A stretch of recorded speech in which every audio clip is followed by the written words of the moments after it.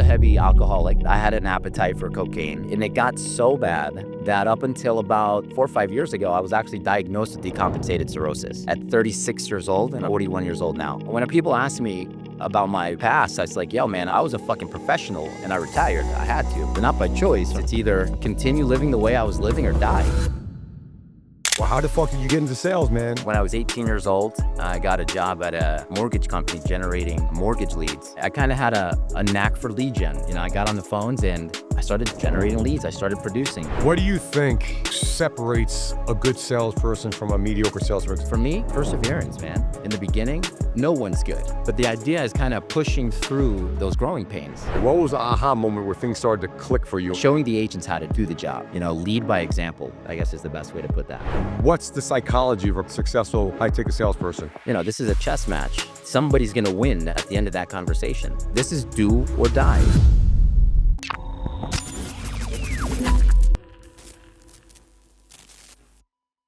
Get ready to level your shit up with the LFG Show. We travel the globe to bring you heavy hitters from all walks of life. We've been talking some serious business, from the best digital marketers, government contracting experts, to top athletic and celebrity doctors. We've got it all covered. We're talking to guys with cash in for billions with a B. And the best thing is, we're just getting started. So hold on tight. We're about to crank it up a notch. Get ready for next level networking and masterminds within the LFG community. Scared money don't make no money or honey. Hit the subscribe button, drop a like, leave a comment, and let's fucking go.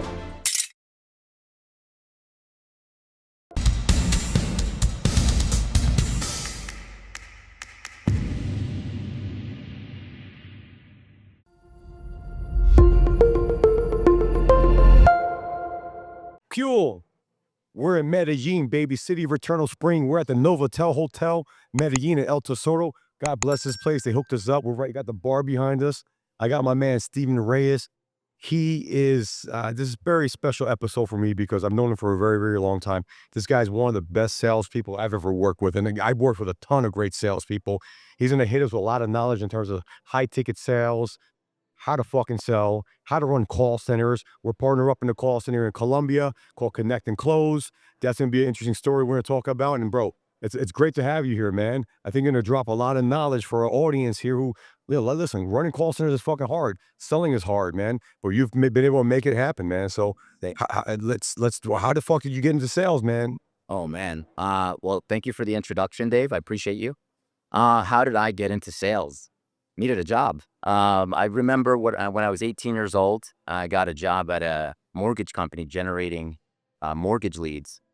Was this in Jersey or what? I was in Englewood Cliffs, New Jersey. Okay. It was a small mortgage company on 9W. And it was weird, man. I kind of had a knack for lead gen. You know, I got on the phones and yeah, I was a little uncomfortable at first, right? I was a little nervous. But once I gained my confidence, came into my own, I started generating leads. I started producing, you know. Over the course of some years, it's just a progression, right? I got a corporate sales job in Maywood, actually selling promotional gifts, which again I performed. I did a good job. I performed above average. Working there, I met a gentleman who gave me an opportunity to work in high ticket sales. And at first, again, I was making $45K a year at this corporate sales job. I had insurance, and I kind of felt, you know, in my mid-20s that I was good. I was like, okay, this isn't bad. But I took that risk, right? I started work. I got a job in Midtown New York, the Empire State Building, 62nd floor for those that know. And my first year there, man, I did 6 figures. I did 100K in What year was this? This was in 2011. Okay. 2011. So again, man, I come from a poor background. You know, I was born in Brooklyn, New York. Lived in Bushwick, Brooklyn in the 80s, which was probably one of those most unsafe neighborhood in America. Yeah, next to Bed-Stuy. Right. That's Biggie land. Yeah, right? oh yeah. And first American born in my family. My family's from Nicaragua and Dominican Republic. You know, so for me to make $100,000 in a year is a milestone, not just for me, but for my family, right? school about You're that. probably the first one in your family to crack 100 grand. I Yeah, bet. definitely. Yeah. Yeah. And ever since that year, 2011, man, I never looked back, bro. I never made less than that. So that's kind of my journey into high ticket sales. Yeah. Got it, man. So what do you think separates a good salesperson from a mediocre salesperson? Because me, or you can hire 10 people in sales, there's one that's got the fucking sauce. Yeah. You agree with that? Yeah. Is that the Yeah. right ratio? Yeah, definitely. Definitely. For me, perseverance, man. In the beginning, no one's good, right? Everyone struggles. It's kind of like, That's true. you suck, bro. Your first I call, felt you you suck too, Yeah, man. everybody I was does. nervous as hell. But the idea is kind of pushing through those growing pains, right? And it's always, for me, you always have to be on a journey to improvement. Always try to get better. So what does getting better mean? That could be reading sales books. That could be shadowing more talented closers than you. That could be, I don't know, a spiritual journey. That could be meditation. That could be affirmations, whatever. Anything that you can do to become a better human being is really what you need, in my opinion, to be good at sales, right? But perseverance more than anything, bro. So perseverance, because when it comes to sales, you deal with a lot of no's, right? No, no, no, no, no, no, right? So I guess that's where the perseverance comes in playing. I always thought about sales as a numbers game. Sure. You got to hear all these no's to get every no gets you one step closer to a yes. Yeah. That's what I was ingrained with. Yeah, no, it's definitely a numbers game. And as you get better, your conversion rate, your close ratio should improve. But for me, man, when you hear no, you should get excited. Like, all right, now the gloves come off, right? Let's go. Let's start. So for me, I get excited when I hear a no. I want you to tell me no. Yeah. Because it's a competition, bro. At the end of the day, it's me versus you, and I'm not gonna lose, right? So yeah, no shouldn't scare you. If anything, it should excite you. Really, my first sales job ever, I was a bond broker. I had to make 300 cold calls a day. And one of the top producers, the guy was a 7-figure producer, right? Yeah. He always said that the real sale doesn't begin until you hear 3 no's. Yeah. And that's so freaking true, man. I didn't realize how true that was until like I got into those battles. Like when the gloves came off after that third no, that's when you got to really deep. To me, back then it was either you buy or die. You're either buying or they're freaking hanging up the phone. You can't get them. Even so they hang up, you call them right back, man. This was back in 2005. I don't even know when it was, but yeah, that always stuck with me. Yeah, definitely. Do or die. Call back from a different phone number if they hang up on you. You find ways to get them on the phone. Guys, this was back in 2005. I'm not saying you do this now. There's TCP. There was no TCP back then. No. It was a whole different world back then. Yeah. No, but yeah, it's a certain mentality. You got to have a certain mentality for it. You have balls. You got to have balls, and you got to like money too, bro. Right? I mean, why are we doing this? We started because we like money. You know what I mean? And let that drive you. Be hungry. That's it. And that's okay. There's nothing wrong with being driven by money. It's what runs our lives. It's what we're all here to make. Yeah. I want to go back to sales in a bit, but also our audience is, a lot of them are media buyers, right? Or they work with call centers. Obviously, if you're selling leads, there's a call center working the lead. Yeah. So at Connect and Close, I know personally, I know the numbers. You guys have done tens of, if not maybe hundreds of thousands of transfers in home improvement and solar. Yeah. You've done high ticket sales. There's campaigns in the legal space, right? So what do you think has led to the success of these campaigns? How do you, and again, coming from America, that's a whole other question, to Colombia, culture shock, right? I mean, there's a lot of different variables when it comes to that, but let's go talk about that a little bit. But what's led to the success? What's the differentiating factor? For me, it's pretty simple. Call the data, right? Call it fast, call it aggressive, right? Call the data, penetrate the data, so it's not a matter of calling a lead a couple times. I mean, listen, call it 50, 100. There's leads that we've called over 300 times, which some might think is excessive, right? But again, the idea is squeezing as much juice as you possibly can out of that data. Every lead is valuable, right? Every single lead has a value to it. So we want to make sure that we generate as much much ROI as we possibly can, right? So I just say dial the data, Yeah. So in terms of also the dialing data is one thing, right? And what I see is that a lot of call centers is an epidemic. You can give the greatest lead in the world, they don't know how to work the damn lead, right? Yeah. That's so I think a lot of it comes down to how they dial it, whether that's an outbound call or that's an inbound call, the right scripting, right? Right. So yeah, what are the other elements? Yeah. Well, yeah, call cadence, just making sure you're calling the same lead at different times of the day, letting data rest for a sufficient amount of time. I mean, these are all things that have to be taken into consideration, right? But in order to get to that level, to know how to really manage, that's data management at that point. You have to understand how data behaves, right? And that comes with experience. Yeah. What has been an aha moment in this? Because what's interesting is that you were an inside sales or top producer in sales. I mean, we'll talk about that again in a second. But you probably sold millions, not tens of millions of dollars worth of products over the phone, right? So this is your first time running a call center. You started this about a year and a half ago. Like, what was the aha moment where things started to click for you and they started to turn? Showing the agents how to do the job, right? It's not just necessary. It's also getting on the phones, man. Call for the solar campaign, for example. Truth is, I have never done a solar transfer, right? And we opened the call center, and we were running it for a couple of months, and I had still never dialed a solar. I had never taken a solar call, so I jumped on the phone. I got excited. I got the room pumped up. I stood up, and my energy just it was infectious. And I did pretty good, man. I got, my first transfer. I got my first transfer like 7 minutes, which was That's amazing. which is actually pretty cool considering I'd never done it. But the point is yeah, show your team how to do the job right.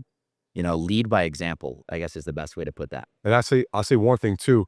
You can have a high performing call center if you don't have the leader of the call center in all aspects, the manager, the supervisor. Yeah, they got to be able to sell. So if you're running a call center and your leader can't sell, or they're not going to have the respect. It's like a general going out in the field.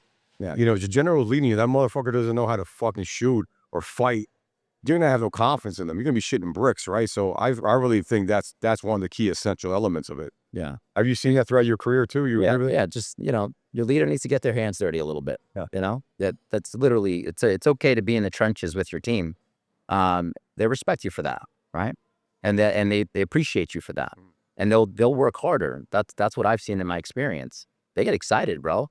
And we all know call centers, they thrive off of energy, right? Yeah. The more excited you can get your team, the better they're gonna produce. The more they're gonna produce, the more they're gonna convert. Yeah, that's so true, man. God, every high performing call center, even every client that I've had that's bought a shitload of leads from me, their call centers were fine tuned. Yeah, that's what it came down to, and they all had high energy in there. And yeah, it's what do we say? Celebrate every transfer. If you get 300 transfers a day, 400, celebrate every single one. So we have a little bell. We hit a bell every single time we get a transfer. We get excited. Yeah, we get, pumped up, man. Get the energy going. And that's that's infectious, man. It makes people, again, this could be a bit of a monotonous job when we're doing transfers all day long. And anything you can do to change the ambiance and create the energy. You say play music, we play music, right? That always works too. But again, celebrate every single victory, man. Without fail. yeah, And it works. yeah, it definitely works, man. So what are some good experience in call centers, or like were you seeing crazy? I know you've been in high ticket sales. I want to talk more about that in a bit too. I don't know. It could be in the high ticket sales. It could be the mortgage stuff. It could be in current what you're doing with connect to close. You done stuff in crypto and NFTs as well. High ticket sales there. So what's the commonality, man, in terms of success? What makes these successful campaigns at the end of the day? Yeah, I would say confidence, man. Know your product. Speak intelligently about the things that you're selling. It's not necessarily what you say, but it's how you say it, right? Be dialed into, common objections. Be good at objection handling. Get excited by objection handling. Right? It's the same thing across every single industry. You're gonna find people have the same reasons not to move forward, regardless of the vertical. So just get good at overcoming. No, I'm not interested. I need to think about it. I need to speak to my wife, or so just get good at that. How do you get good at it though? What's the steps? It's practice, man. Practice makes perfect, right? Practice makes perfect. Review your calls. Listen to your phone calls. Just identify where the call went wrong based off of the audio. If you're not listening to your calls, you're not really working on getting better. Yeah. Right. It reminds me of sparring, or whether you're doing a martial art. I've done JKD, Jeet Kune Do, man, and bro, you could do all the drills help you, but when you actually get hit in the fucking face, Yeah. it's like when then you watch yourself, how you can get better. And I've done a lot of public speaking. I would tape myself in front of the mirror, and I would listen to the audio as I'm driving, and I'm like, oh, here I said or blah blah blah blah. And I agree wholeheartedly. If you want to be a master at your craft, you got to watch it. You got to visually see yourself, and it sounds like that's what you've done and other successful people in sales have done. Yeah. Yeah, definitely. That's a good one too. Visualize your goals, man. That's it's like that kind of ties back to meditation. Meditate on the things that you want out of life, right? Put yourself in a position as if you've already accomplished it. So again, if your goal for that day, even write things down. That's something that I share with the agents. If you want 10 transfers in a day, write it down. Put the pen to the paper. It'll help you manifest those results. Same thing applies to your weekly goal, your financial goals. If you want to make, I don't know, if you want to do 50K in revenue as a high ticket closer, or 500K in revenue in a week or in a month or in a year, write it down. Right? That's another good play for creating results. There's a new endeavor called Roofs in the Box. It's just, man, from day one, it's taken off. When I first started getting in the roofing industry, what was happening was my fixed costs were always there. And so for me, I was looking at how can we kind of, one, save on these costs, and then two, how do I not lay people off during down times? But also maybe even the ability to pocket more money during the slow season or even the peak season. Since we've done this before, like with our lead gen companies where we have virtual staffing and from Argentina or Colombia, I'm like, why don't we do the same thing in the construction business? Now, once we figured it out, we reduced their fixed costs by 70%. And so now during the downtime, they have real seasoned veteran type of players, but during the uptime, they pocket 70% of their operational costs are now going back in their pocket. And then when it's time to scale, they have the back end prepared, already ready to go to help them like lift off. Depending on what state you're in, you're averaging about 12.5% on what you pay out on taxes, insurance, all the different insurances that you have to pay out, right? So yeah, you don't have to pay out unemployment, you don't have to pay out FICA insurance, Medicare, Social Security, the things that business owners have to eat. Roofs in the Box is not just limited to roofing or home improvement companies. You can use it for any services, right? You can use it for IT. We use them internally for data sales, for hygiene, for analytics. It doesn't even matter what the vertical is. It's like business in the box at the end of the day. Pretty much, yeah. So, you know what? We were talking before. We're having breakfast here in Medellin. We're talking about old school methods versus like new school and that kind of stuff. You just reminded me, man.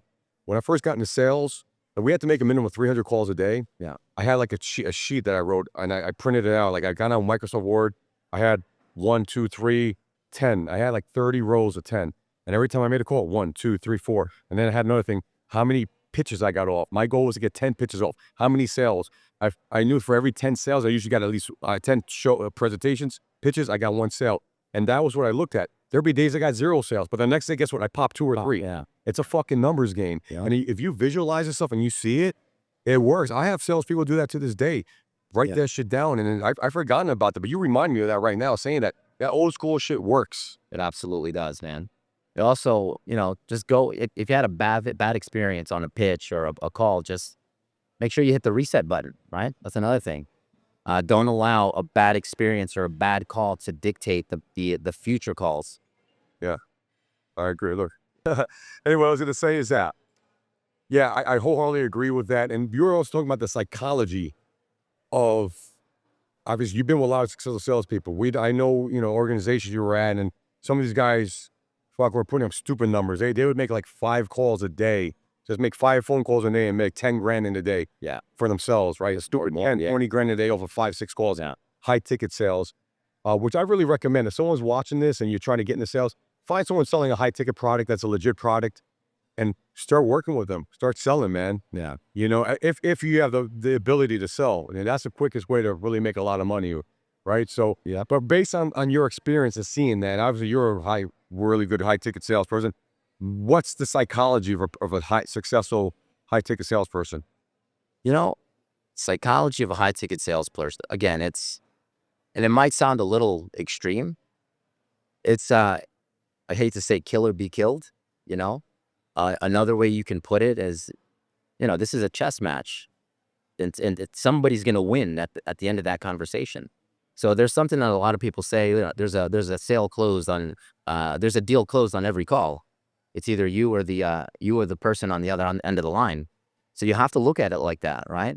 So this is do or die, you know. And again, that sounds extreme, but at the end of the day, you have to look at it that way.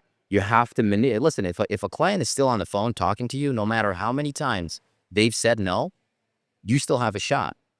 So you either keep talking until they hang up, or you close the sale, one or the other, right? So for me, and I've said this to the agents too, it's like, listen, don't hang up first. Always keep pushing. Even if you're asking silly questions that are unrelated to what you're selling, just get them talking. Get them talking. Leads will always reveal their hand. They will always show you how to close them. You just got to get them talking, right? So again, it's kind of like stop talking, ask more questions. It's kind of the idea, right?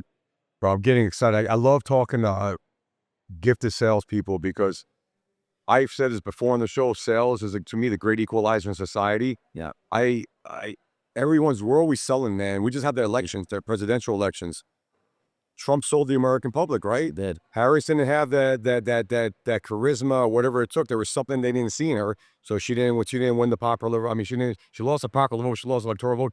She was dead in the water, right? Whereas Trump could, whether you like him or not, hey, he won over the majority of America, right? So at the end of the day, it comes down to conviction, right? Who's gonna have more conviction on the phone? Sure. And man, you're reminding me of when I first got into this. I was taught there's certain ways to handle objections. You can handle it this way. You can even freaking ignore an objection. Yeah. There's so many ways, but hey, take control of the conversation. Man. Yeah. What it comes down to. Oh yeah. Be the boss. I say that a lot. Take control right from the beginning. Hey, listen, I need you to grab a pen and a piece of paper. Oh, wow. Just take control of a conversation from beginning to end, and you can dictate what direction that conversation goes in. Yeah. Yeah. Are you still using the pen and paper? Wow. Yeah. Yeah. It's just, I always say you got to be a boss on the phone.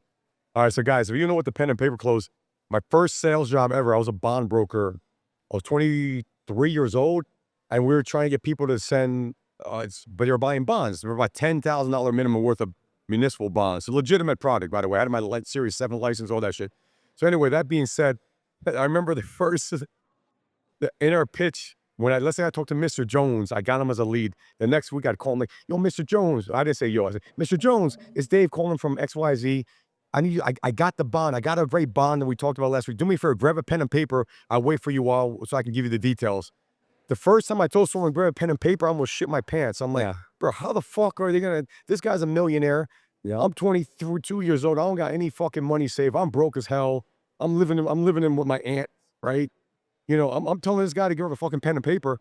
The first guy I told to do that, he's like, okay. He grabbed the pen and paper, man. Yeah. And he closed. He sent $10,000 for these bonds, and then he re-upped, man, the following week. I was shocked. Yeah. To grab a pen and paper close, man. That shit works. Yeah. Tell people what to do. Yeah. And it comes down to taking control of the conversation. If they're going to grab the pen and paper, that means they're interested. Yep. It's a buying signal at the end. It's the best buying signal because they took time. They didn't tell you go fuck yourself. They're like, oh, I can't talk. No, I'm not going to grab pen and paper. And our numbers, like, if I told someone to grab a pen and paper, they probably grabbed it 33% of the time. Yeah. But guess what? That 33% that grabbed the pen and paper, half the time they actually signed the deal. Yeah. Right? Wow. So this gets me excited, man, because this comes back to the roots of where I'm at. And any successful person, going back to where I was talking about President Trump and Kamala Harris, Donald Trump started as a salesperson. You can say he's the greatest salesperson of all time. You can say that, man. You can make a great argument for that. He might be the greatest presidential salesperson of all time at the end of the day. So was President Obama when he ran. He was a community organizer, became president of America, right? So sales is like, dude, I could talk about this shit for days, man. I love it. Yeah, sales drives the world, man. Definitely. So, okay, one last thing. We're talking about psychology of salespeople. We're going to talk about something that is deep for you, right? Yeah. I believe that the best salespeople in the world and some of the best entrepreneurs have a crazy addictive personalities. Some of them are fucking degenerates, right? The best usually are. Yeah, what's your opinion on that, man? I mean, okay. Yeah, so speaking from my experience, I suffered from addiction, man. I started the party lifestyle journey at 16. And starting from, truth is, man, when I started making the bigger dollars, I started living a little more aggressively, just with the party lifestyle. This was in New York, In New York, yeah. We were in Empire State Building. You were working all over the financial district. And New York City, man, can kick your ass. Is all. Lady that never sleeps. It can kick your ass if you're not careful. Yeah. And yeah, my addiction got bad. The thing is though, I was kicking ass, bro. I was closing like crazy. Like I did great during that journey. So what were you doing? Like, let's talk about it. What kind of drugs? Like, what was it? Let's get into it. No, I mean, so listen, I was a heavy alcoholic, right? I drank. I was a daily drinker. I had an appetite for cocaine. And it got so bad that up until about 4 or 5 years ago, I was actually diagnosed with decompensated cirrhosis at 36 years old, and I'm 41 years old now. So I mean, think about it, man. It's like, when people ask me about my past, I was like, yo, man, I was a fucking professional and I retired. I had to, but not by choice, right? Like if I had to make a choice, it's either continue living the way I was living or die. Yep. And I made a choice, April 27, 2021, I had my last drink. That was about 3.5 years ago. And the beauty of my story, dude, is that today I don't have cirrhosis. I actually beat something that is unbeatable according to my doctors. So the fact that I'm even here today is a miracle, and again, I don't regret how crazy my life was. I love the shit I did, man. It was fun, bro. I had a good time. But at the same time, I know it was time for me to move on to the next phase and next chapter of my life. And truth is, it's like, this goes back to, I wouldn't be able to do any of the stuff that I've done, Dave, if it weren't for stopping. I remember back in those days, man, like I felt like the only thing I could do was just that same job, even though I was making a fuck ton of money, but I felt that's the only thing I could do. I didn't have the confidence or the belief in myself to open a call center, all right, or to lead people, to be a leader of men and women.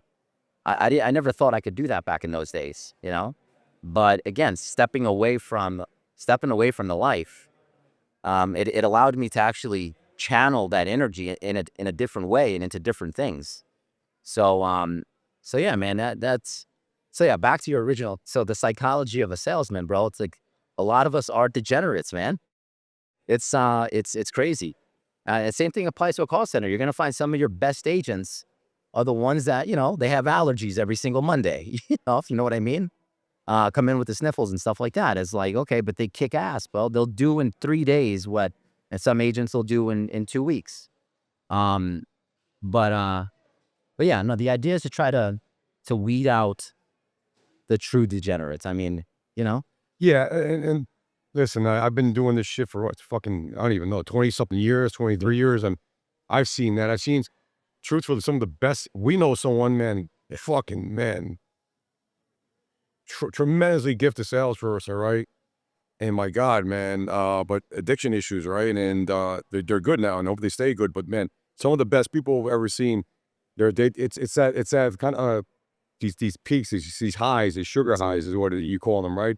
And that becomes part of it. But that's what drives them, man, is what it comes down to. So if you could do it in a constructive manner, Yep. which I applaud you for, because bro, I'm gonna tell everyone a personal story here. You worked with me selling leads a few years back. I think you weren't sober for much, 6 months, 7 months at the time. Yeah. We went to fucking Las Vegas for like LeadsCon or something. Oh, And I was nervous bringing you there nervous, bro. because I was nervous. Yeah, a it's little bit. tough, man. I mean, there's especially in our industry, Yeah. you go to all these events, you're at the Chandelier Bar, people are giving you drinks. It's just nonstop, right? Yeah.